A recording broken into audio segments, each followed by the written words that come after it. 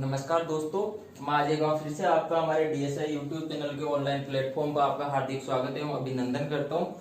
और मैं बता दूं आपको कि आज एक अभी आपने देख लिया होगा कि सुपरवाइजर की डेट अभी मतलब निकाल दी है। फिक्स तो नहीं मान सकते उसको, लेकिन 18 सितंबर अभी सुपरवाइजर की डेट आ चुकी है। तो आप अपनी मेहनत को और थोड़ा बढ़ाइए और सुपरवाइजर में सिलेक्शन की ओर बढ़िए।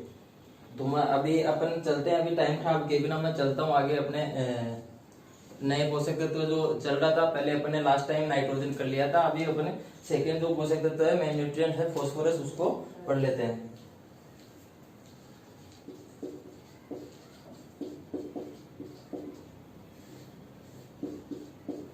फॉस्फोरस, तो अपन इसके बारे में अपन पूरी जानकारी लेंगे। इससे सबसे पहले अपन इसके कार्य पढ़ेंगे और कार्य को मैं आपको एक सिंपल सी ट्रिक के साथ बताऊंगा जो आपको मतलब बड़ी आसानी से याद हो जाएंगे। तो इसके कार्य क्या क्या है वो मैं आपको बता देता हूँ। अपनी ट्रिक है RADP। इससे तुम्हारे को जितने भी इसके 4 या 5 कार्य हैं वो बड़ी इजीली याद हो जाएंगे। तो इसका आर का मतलब मैं आपको बताता हूँ। आर का मतलब इसका है रूट या जड़ें। एक बात चलते हैं तो अपन ATP या ADP। फिर आता है D, DNA and RNA। D का मतलब DNA और DNA के साथ हमेशा RNA आ ही जाता है। उसके बाद पी हो गया अपने फॉस्फोरस।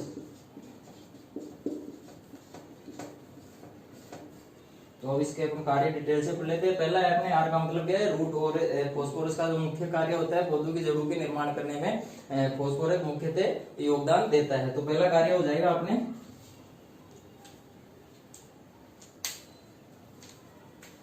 फर्स्ट कार्य है जड़ों के निर्माण में सहायक। फर्स्ट कार्य जो है अपना जड़ों के निर्माण में हो गया। दूसरा इसका जो कार्य है अभी देख रहे हो कि आप तो यहाँ पे जो सेकंड ए का मतलब मैंने क्या बताया, ATP एंड ADP। तो फॉस्फोरस ATP एंड ADP का मुख्य अवयव है। तो ऊर्जा के स्थानांतरण, निर्माण एवं स्थानांतरण में सहायक है। ऊर्जा के निर्माण एवं स्थानांतरण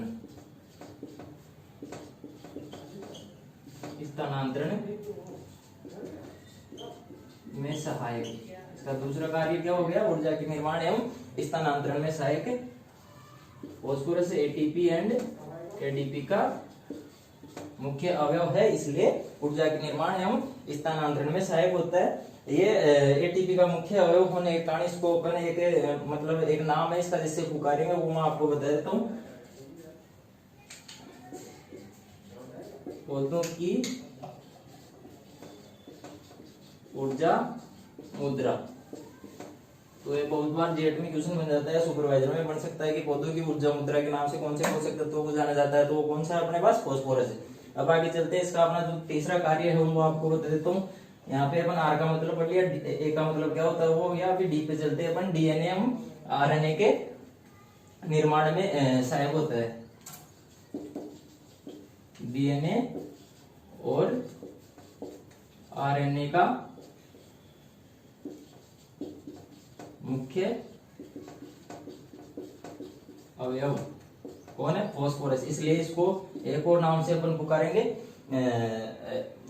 मतलब की ऑफ लाइफ, या उसको हिंदी में अपन बोले तो जीवन की कुंजी। की ऑफ लाइफ या जीवन की कुंजी। इसको की ऑफ लाइफ एंड जीवन की कुंजी क्यों कहा जाता है ये भी मैं आपको बता देता हूँ कि ये DNA एवं RNA का मुख्य अवयव होने के कारण, जो DNA और RNA पौधे को या मानव हो सबके लिए एक मुख्य चीज होती है, इसलिए DNA और RNA के निर्माण में मुख्य अवयव है। इसलिए इसको, इसके बिना पौधे अपना जीवन चक्र कंप्लीट नहीं करते, इसलिए इसको क्या बोलते हैं अपन, की ऑफ लाइफ या जीवन की कुंजी। इसके बिना पौधे अपना जीवन चक्र पूर्ण नहीं करते। आप लिख लीजिएगा, मेरे पास इतना टाइम है नहीं जो मैं बोर्ड पे हर चीज लिख सकूं, जो इम्पोर्टेंट है वो मैं आपको लिख के बता रहा हूँ। तो इसको की ऑफ लाइफ क्यों कहते हैं, क्योंकि इसके बिना पौधे अपना जीवन चक्र कंप्लीट नहीं कर सकते, इसलिए इसको की ऑफ लाइफ या जीवन की कुंजी भी कहते हैं। एक क्वेश्चन अपने पास हो गया पौधों की ऊर्जा मुद्रा, दूसरा क्वेश्चन आ चुका है की ऑफ लाइफ या जीवन की कुंजी। अपन अब इसके चौथा कार्य के बारे में जानना चाहेंगे। तो चौथा कार्य क्या है, नाइट्रोजन अप्रत्यक्ष रूप से नाइट्रोजन स्थिरीकरण में सहायक है।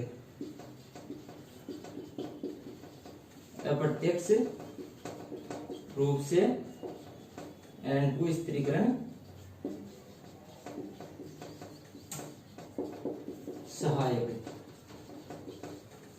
ठीक है। इसके अलावा इसी में अपन एक कार्य और पढ़ लेते हैं, पौधों को सूखा प्रतिरोधी बनाने में सहायक होता है।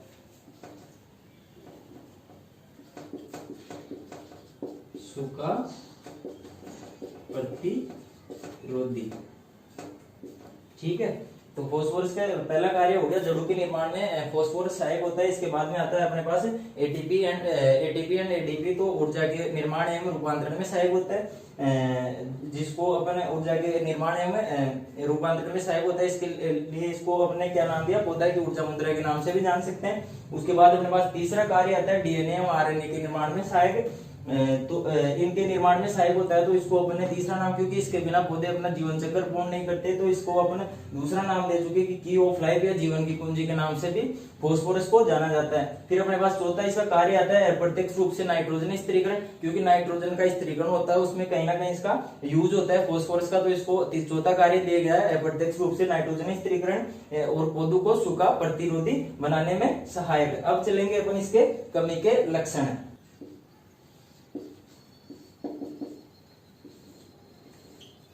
तो अपने कार्य हो चुके हैं, मैं बता देता हूँ इसके कमी के लक्षण कौन कौन से हैं। तो कमी के लक्षण पहले ही मैं आपको बता दूंगा, एक प्लांट की मैंने संरचना बना के आपको सब पोषक तत्व, कौन सा पोषक तत्व पौधे के कौन से भाग में उसकी कमी के लक्षण दिखाई देते हैं। तो अपने नीचे की पुरानी जो पत्तियां होती है उनमें फास्फोरस को मैंने डाला था, तो पौधे फास्फोरस की कमी के लक्षण कहाँ पे दिखाई देंगे, पौधे की निचली पत्तियों में।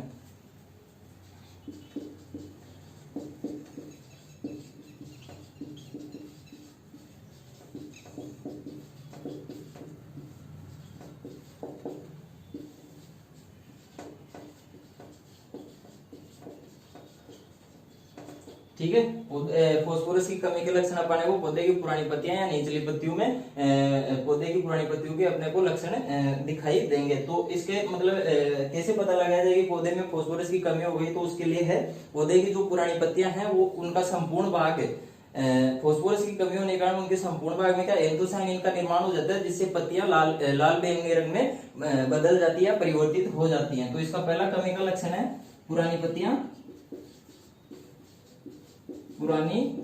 पत्तियां, ठीक है।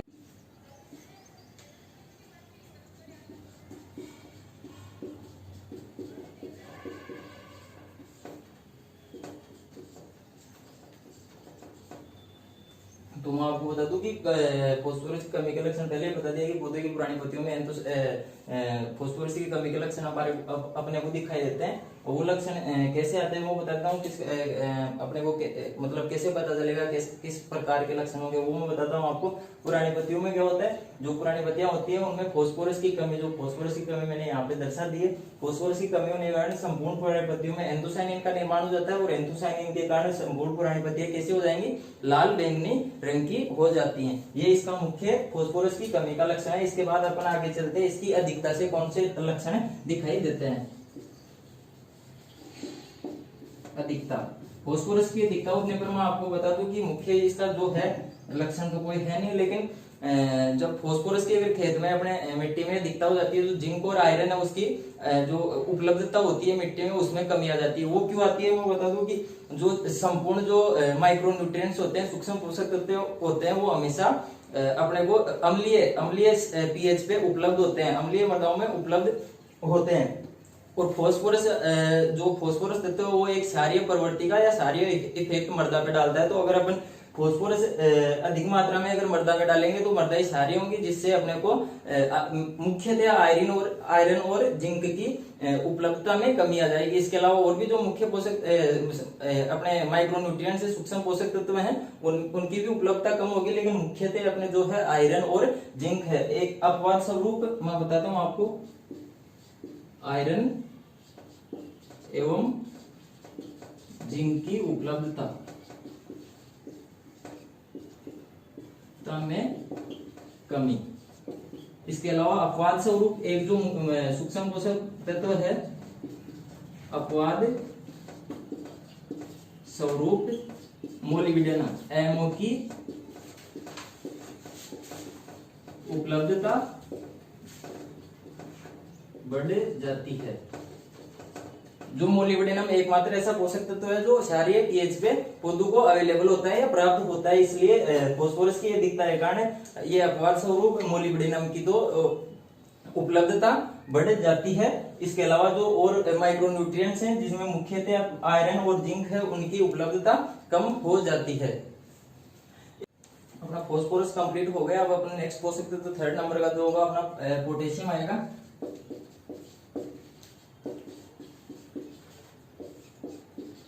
पोटेशियम मैं बता दूं सबसे पहले कि पोटेशियम को पौधे किस रूप में प्राप्त करते हैं, तो वो कौन सा रूप है उसका, K+। पौधे K+ के रूप में पोटेशियम को प्राप्त करते हैं। इसके बाद अपन चलते हैं इसके कार्य में। इसका जो पहला कार्य है वो मैं आपको बता देता हूँ। जो कार्बोहाइड्रेट होता है, ग्लूकोज होता है, उनके निर्माण एवं रूपांतरण में पोटेशियम सहायक होता है। कार्बोहाइड्रेट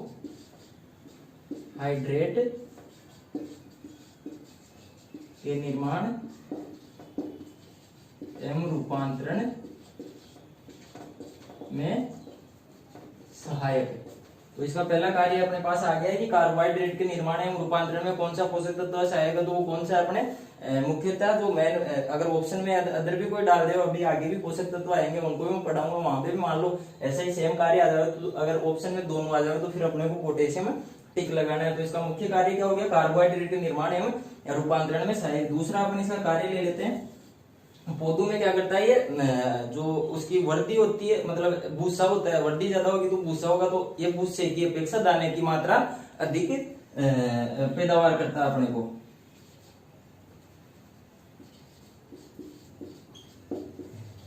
भूसे की अपेक्षा दाना अधिक। इसका अपना जो पहला कार्य हो गया कार्बोहाइड्रेट के निर्माण एवं रूपांतरण में, दूसरा हो गया भूसे की अपेक्षा दाने की अधिक मात्रा प्राप्त होती है अगर पोटेशियम का अपना उपयोग करते हैं। तो तीसरा कार्य आता है अपने जो अपने ये होते हैं रोग एंड कीट होते हैं, इनके प्रतिरोधकता, पौधों को रोग एंड कीटों के प्रति प्रतिरोधकता प्रदान करता है। रोग एवं कीटों के प्रति प्रतिरोधकता प्रदान करता है। इसके बाद अपने पास चौथा कार्य आता है, जो मुख्य कार्य इंपोर्टेंट कार्य है वो है रंध्रों को खोलने एवं बंद करने में सहायक होता है। रंध्रों को खोलने एवं बंद करने में सहायक। तो अपने पास चार कार्य आ गए। पहला कार्य कार्बोहाइड्रेट के निर्माण एवं रूपांतरण में सहायक। सेकंड कार्य आएगा पौधों में भूसे की अपेक्षा दाने की मात्रा को बढ़ाता है। इसके बाद तीसरा कार्य आता है जो रोग एंड कीट होते हैं उनके प्रति प्रतिरोधकता पौधों को प्रदान करता है पोटेशियम। उसके बाद में अपना चौथा कार्य आता है वो है, हम आपको तो चौथा कार्य है अपने ये रंध्रों को खोलने एवं बंद करने में, जो सबसे इंपॉर्टेंट है। ये बहुत बार पूछा भी जा चुका है, जेट में फिर से भी आ सकता है। सीधा का सीधा क्वेश्चन आएगा कि रंध्रों को खोलने एवं बंद करने में पौधों में कौन सा पोषक तत्व आवश्यक है, तो वो कौन सा है अपने पोटेशियम। अब इसमें अपन चलते हैं कमी के लक्षण। इसकी कमी से क्या होता है, एक ही लक्षण है जो आप इसका केवल एक लक्षण है वो मैं आपको बता देता हूँ। अगर पोटेशियम की जो कमी हो जाएगी तो पौधे की जो पत्तियां हैं वो क्या करेंगी, झुलस जाएंगी।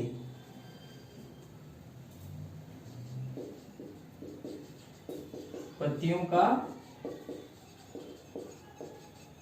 झुलसना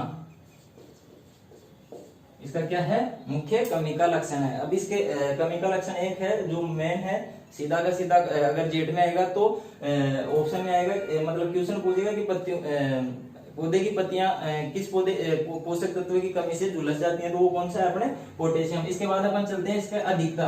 अधिकता से क्या होता है मैं बता दूं आपको, ये एकमात्र ऐसा पोषक तत्व है जिसकी अधिकता से पौधों पर कोई भी फर्क मतलब कोई भी इफेक्ट नहीं पड़ता, इसलिए इसको क्या बोलते हैं, लग्जरी उपभोग, लग्जरी उपभोग या ट्रैफिक हवलदार। अभी लाइन काफी लंबी है, मैं बता दूं, आप लिखते जाना या स्क्रीनशॉट ले लेना कि पोटेशियम एकमात्र ऐसा पोषक तत्व है जिसकी अधिकता से पौधों पे कोई भी इफेक्ट नहीं पड़ता, कोई भी मतलब उसमें डिसऑर्डर्स नहीं आते। इस कारण इसको किस नाम से जाना जाता है, लग्जरी उपभोग या ट्रैफिक हवलदार। ये क्वेश्चन भी कई बार पूछा जा चुका है और पूछ भी सकता है कि लग्जरी उपभोग या ट्रैफिक हवलदार के नाम से कौन से पोषक तत्वों को, पादप पोषक तत्वों को जाना जाता है, तो वो कौन सा है, अपने पोटेशियम पोषक तत्व है। तो अपना तीसरा पोषक तत्व पोटेशियम कंप्लीट हो गया। अब चौथा पढ़ेंगे अपन सल्फर। सल्फर को पौधे किस रूप में ग्रहण करते हैं वो मैं आपको बता देता हूँ। सल्फर को पौधे SO4-2 मतलब सल्फेट के रूप में पौधे SO4 को अवशोषित करते हैं। इसके बाद इसके अपन कार्य में चलते हैं सीधा। कार्य इसकी भी एक सिंपल ट्रिक बता देता हूँ आपको। जैसे अपने फास्फोरस को ट्रिक के साथ पढ़ा, वैसे ही सल्फर को एक ट्रिक के साथ अपन पूरा कंप्लीट कर लेंगे। इसकी ट्रिक है अपने पास एसएमएस हॉस्पिटल है अपने पास, ये टीईटी एसएमएस बराबर टीईटी। तो इनका मतलब मैं समझा देता हूँ। एसएमएस का मतलब 3 अमीनो अम्ल के निर्माण में मुख्यतः योगदान देता है अपने सल्फर। तो कौन कौन से अमीनो अम्ल है वो मैं बता देता हूँ आपको। पहला है एस बराबर सिस्टीन, एम बराबर मिथियोनिन, इसके बाद आता है एस सिस्टाइन। पहला हो गया सिस्टीन, मिथियोनिन, सिस्टाइन। फिर अपन एक टी का मतलब ले लेंगे तेल या वसा। फिर आता है अपने पास ई मतलब इथाइलिन। फिर एक टी और बच गया अपने पास, ईटी का मतलब अपन लेंगे तिक्सन, गंध या तीखापन। तो एक ट्रिक के साथ अपने इसके पूरे जितने भी कार्य हैं सल्फर के वो अपन एक ट्रिक के साथ याद कर लेंगे। एसएमएस बराबर टीईटी, ये आपको याद रखना है। और इसका मतलब क्या होता है, सिस्टीन, मिथियोनिन, सिस्टाइन।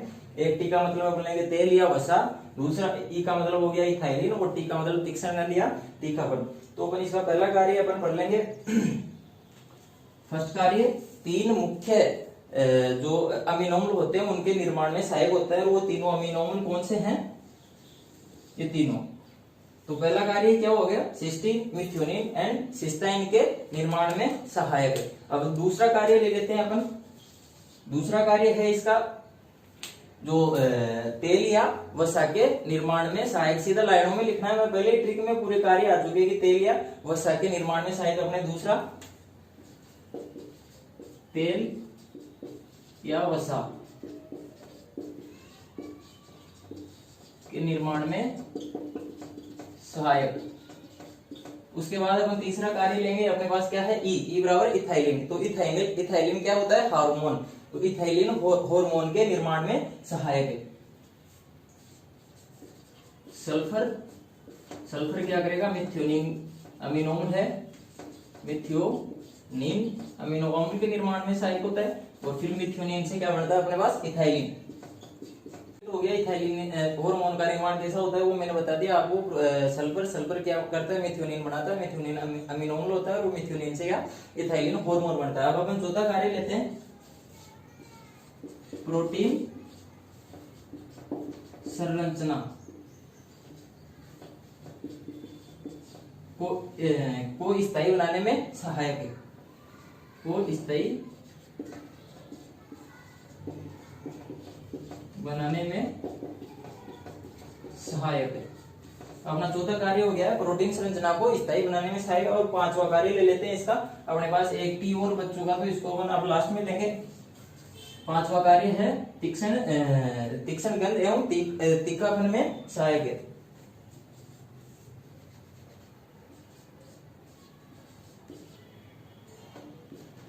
तीक्ष्ण गंध एवं तीखापन। जैसे मैं आपको एग्जाम्पल दे दूं, अपने क्रॉप्स में जैसे सरसों होती है, उसमें जो उसकी जो गंध होती है, तेल में जो तीखापन होता है, उसके लिए कौन सा तत्व सहायक होता है, वो सिनिग्रीन है। उसके बाद अपन जैसे देख लेते हैं मूल आइसोथाइनिन है, लहसुन में डाइसल्फाइल डाइलाइट है। इसके अलावा और भी अपने जैसे मिर्च है, मिर्च में तीखेपन के लिए कौन सा है, वो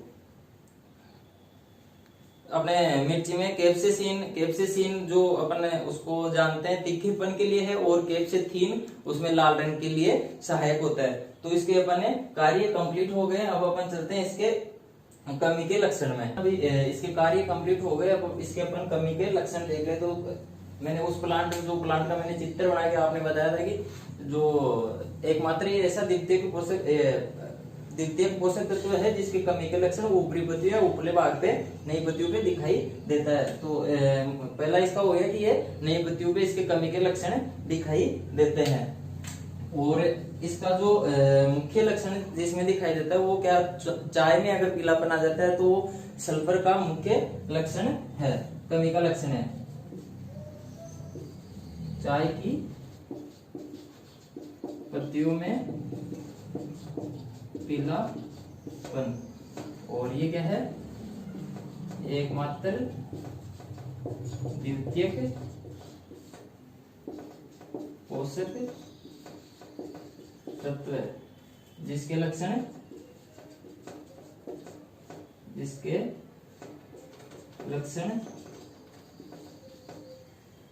नई पत्तियों पर दिखाई देते हैं। तो इसका एक ही कमी का लक्षण था जो मैंने बता दिया आपको कि इसके जो लक्षण पौधे में नई पत्तियों पे दिखाई देते हैं, और मुख्यतः चाय की पत्तियों में पीलापन आ जाना इसका मुख्य लक्षण कमी का लक्षण है। इसके बाद अपन चलते हैं अधिकता।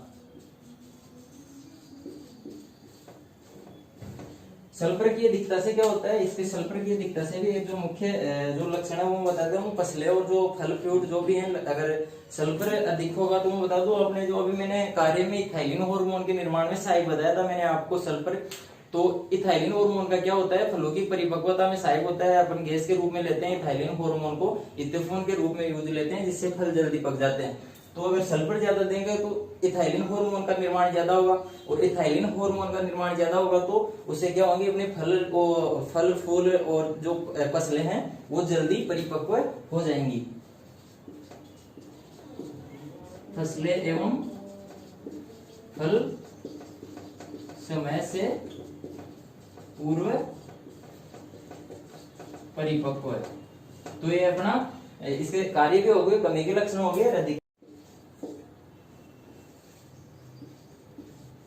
तो मैं आपको बता दूं अपना पांचवा जो पोषक तत्व है, अपना अभी इससे पहले सल्फर कंप्लीट कर लिया। इसके बाद आता है अपना पांचवा पोषक तत्व मैग्नीशियम, जो कि एक द्वितीयक पोषक तत्व है, द्वितीयक मुख्य पोषक तत्व। तो सबसे पहले मैं बता दूं आपको पौधे मैग्नीशियम को किस रूप में अवशोषित करते हैं, वो करते हैं Mg++ या इसको बोल सकते हैं +2 के रूप में पौधे मैग्नीशियम को अवशोषित करते हैं। तो अपन सबसे पहले इसके कार्य के बारे में जानकारी ले लेते हैं। तो मैग्नीशियम के कार्य क्या क्या है वो आप पहले शुरू की क्लासें थी, 2-3 जो क्लासें थी उनमें बता दिया कि मैग्नीशियम कैल्शियम के साथ साथ जो कोशिका विभाजन में मध्य पटलिका का निर्माण होता है उसमें सहायक होता है। इसके अलावा जो पर्णहरित की पोरफायरिंग रिंग होती है उसका मुख्य मेन पोषक तत्व कौन सा है, मैग्नीशियम। तो इसके जो मुख्य 2 कार्य हैं वो मैं आपको लिखा के बता देता हूँ। पोरफायरिंग रिंग का मुख्य अवयव इसमें पर्णहरित या डायरेक्ट भी बोल सकते हैं, पर्णहरित के निर्माण में सहायक है। इसके बाद जो सेकंड कार्य आता है इसका कोशिका मध्य पटलिका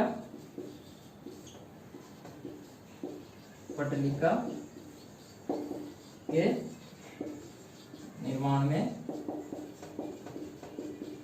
सहायक या फिर कोशिका विभाजन में सहायक। अब मैं इसके अपने आते हैं कमी के लक्षण।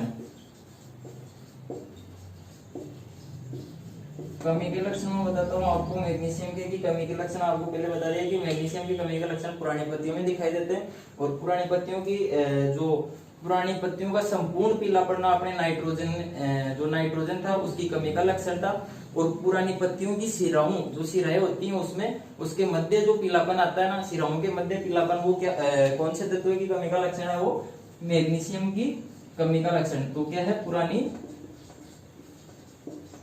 पत्तियों में शिराओं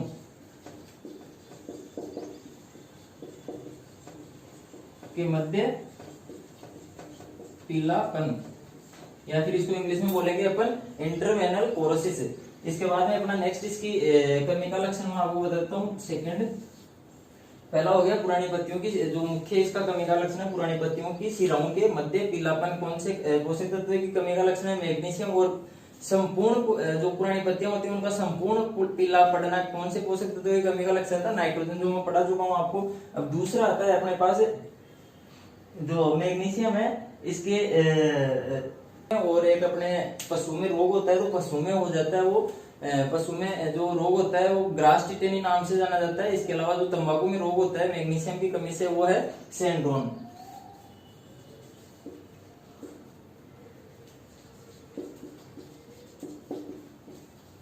पशु में ग्रास टिटेनी और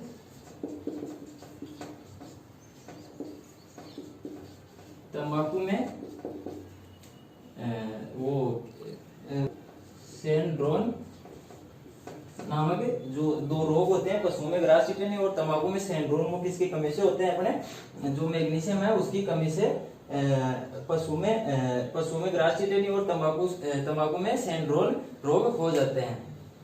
इसमें क्या है, मैंने अपना मैग्नीशियम कार्य और कमी के लक्षण दोनों कंप्लीट हो गए। इसमें एक जो मुख्य जो इक्वेशन बनता है वो एक ही है। इसमें मैंने आपको लिखवा के बता दिया यहाँ पे पुरानी पत्तियों के शिराओं के मध्य पीलापन, क्योंकि जो नाइट्रोजन है उसका भी पुरानी पत्तियों में पीलापन, वो संपूर्ण पत्तियां पीलापन पीली होती हैं, इसमें क्या शिराओं के मध्य पीलापन आता है। तो अपने पास एक ही इंपोर्टेंट इक्वेशन बनता है, वो है पुरानी पत्तियों की शिराओं के मध्य पीलापन। इसके अलावा मैग्नीशियम में कुछ नहीं है, बहुत सिंपल मैग्नीशियम बहुत ही सिंपल और बहुत ही छोटा है। इसके तो अपना मैग्नीशियम कंप्लीट हो गया है, और इस क्लास को मैं आज अपने इतने ही 3-4 पोषक तत्व तो हो गए, इतने इनफ है।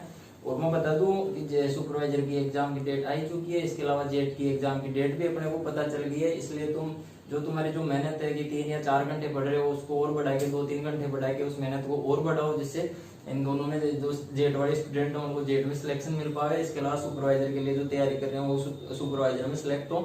बस मैं आज इतना ही कहना चाहूंगा। धन्यवाद।